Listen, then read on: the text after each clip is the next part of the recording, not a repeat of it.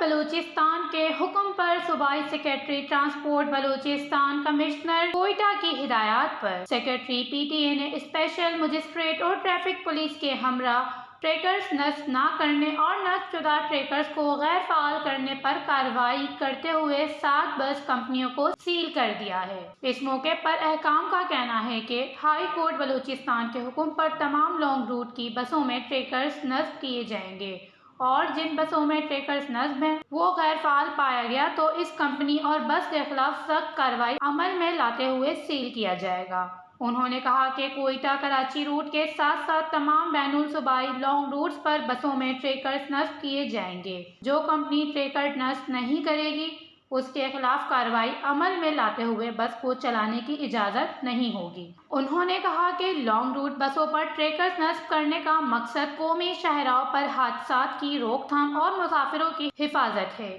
کیونکہ غیر ضروری تیز رفتاری سے مسافروں کی جانوں کو خطرات لاحق ہوتی ہیں، لہٰذا تمام ٹرانسپورٹ کمپنیاں اپنی بسوں میں ٹریکرز کی تنصیب ضرور کریں تاکہ حادثات کی روک تھام اور مسافروں کا تحفظ ممکن ہو سکے۔ اس موقع پر سپرنٹنڈنٹ RTA کوئٹہ حمید اللہ محمد حسنی اور سپرنٹنڈنٹ PTA بلوچستان محمد نعیم خان اور اسپیشل مجسٹریٹ عبدالحمید اور احسام الدین بھی موجود تھے۔